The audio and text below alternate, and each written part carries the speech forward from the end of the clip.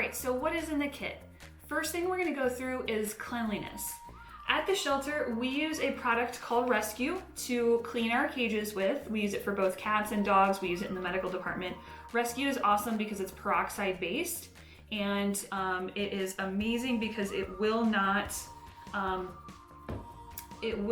corrode like bleach does. So we do use bleach when it comes to laundry, but when it comes to our kennels, we want to use something that is a disinfectant, that is strong, that's a deodorizer, but not as potentially harmful to our pets or to the kennels themselves. So for me, I love the wipes. You can get them on places like Amazon and things like that. A lot of vet offices use this. Rescue is a great product. And I have the wipes so that I can wipe down my entire bathroom. I have a separate bathroom just for my foster kittens. You can also get it in the spray bottle as well. Of course, I have this too because as the foster coordinator, I just get everything. But you can also use things like Lysol wipes or things like that. You want to have an area to put the kittens that is going to be somewhere you can sterilize. We also recommend that when you're bringing home foster kittens, you keep them separate from any owned pets you have. This is super important for the well-being of both the kittens as well as your owned pets. Of course, we always recommend that your own pets, before you bring in an outside animal in, they are caught up on their core vaccines, including rabies. Kittens, one of the main reasons we take them out of the shelter and we find them foster care until they can hit that 2-pound mark is because they are too small to get some of those core vaccines. They're too young to even get flea treatments and things like that. So very important you keep them separate so that they don't bring any germs or ickiness to your pets that are already in the house. So cleanliness is super, super important, and keeping them separate from other pets also is important. All right, next up when it comes to cleanliness, if you have, say for example, neonates, which are the itty bitties or the bottle babies, they're going to need help going to the bathroom on their own. And so I recommend having some cotton rounds. Of course, you can use pieces of toilet paper as well. And you're gonna just wet them, typically warm water. So it kind of mimics mom licking them to help them go to the bathroom. That's what you would use to help getting them to urinate or defecate. Another thing, great thing to have to help wipe them down and clean them, of course, in between if you're gonna bathe them, would be kitten wipes. So baby wipes, of course, work. There's also brands that are just for kittens that you can get as well.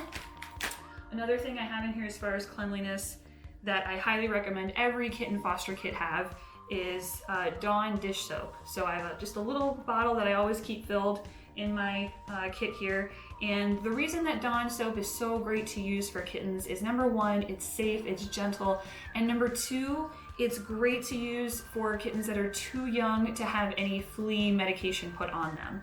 So you can bathe the kittens in a Dawn bath, and what this soap does is it actually will immobilize the fleas, at least temporarily, so that you can pick them off and wash them away and get them off.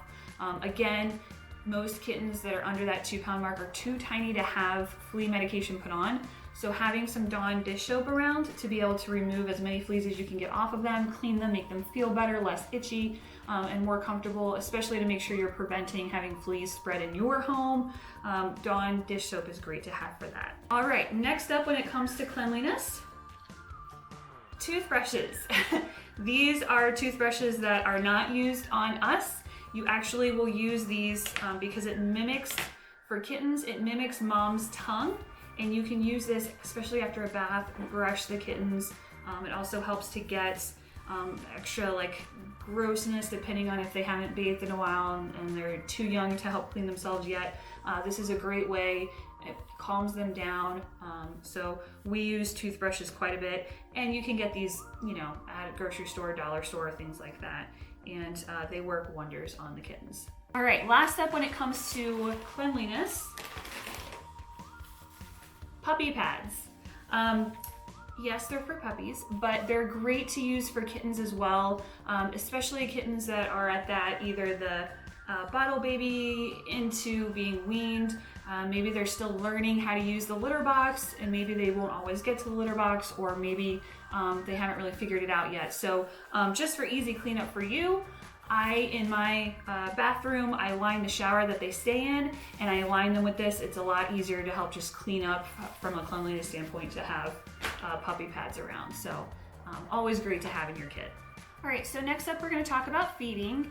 And again, if you're looking at the bottle babies, which are the ones that need to be fed every 2 to 4 hours or so, if they're at the every 2 to 3 hour mark, they're not ready for mommy mash yet, of course. And if they're at the 4 hour mark, perhaps you can start trying them on the mommy mash. Again, it just depends on the cat. But a couple things you're gonna wanna have is, if you're looking for wet food to mix with that KMR, again, kitten milk replacement, you can get that as a powder. You can also get some of them already in the liquid form.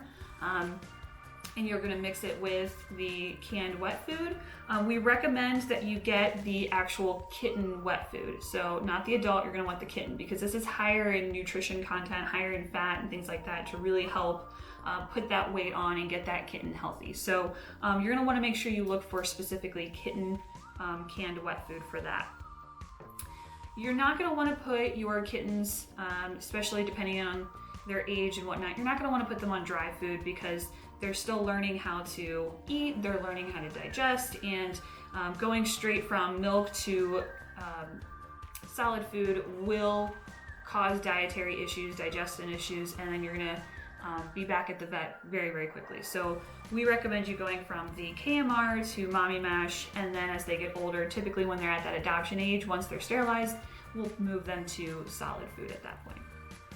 Speaking of food, we recommend that you have, of course, a water bowl and a food bowl if they're on that mommy mash, or if they're weaned and you're putting them on the wet food. I also recommend that you find dishes that are shallow. So if you can see, this is not very deep, and that's because kittens are tiny. You don't want them falling into their food. You want it to be shallow enough to where they can reach their tiny little heads over and be able to eat out of the dishes successfully. So very, very important on that. And then of course, some options if they are still being bottle fed,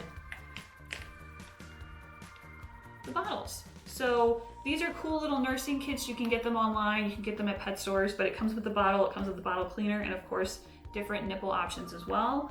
I'm a huge fan of actually using little syringes to bottle feed, and of course these ones are really tiny, so there's thicker ones than this, but as you can see, the cool thing about these is you can also measure out how much, for example, how much formula they're ingesting, so you can keep note of that to see if one cat maybe is eating more than another, or one's falling behind and gaining some weight. So it's a great way to track that is by using syringes.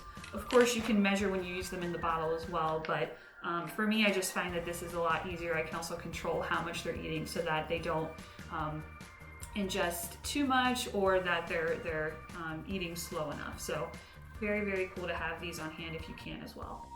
All right, we've talked about cleaning, we've talked about feeding. We're now gonna talk about comfort. So kittens that come into our care without mom, one of the biggest things that we have to make sure that we're taking note of is their temperature. Kittens struggle to maintain their body temperature. So you'll see us asking every once in a while online for anyone that can donate heating pads. It's not for us, they're actually for the kittens. So we will create little beds, if you will, inside little carriers with towels and blankets and things like that, and a heating pad underneath. So if you have a heating pad at home that you can monitor while it's underneath a few layers for the kittens, that's awesome. Make sure you're checking the temperature, that it's not getting too hot. And you're not keeping it on for long periods of time without monitoring. That's very important to prevent any fires. But there's also some other things you can do too. So I'm a huge fan of baby blankets. I think that they're really soft, and for kittens, they just love to snuggle up with this. It also provides them comfort if they can just tuck underneath and find a place to hide away for a little bit, especially if they're not used yet to being around humans. Baby blankets are awesome. You can get those for really cheap at different stores and even at outlets and things like that.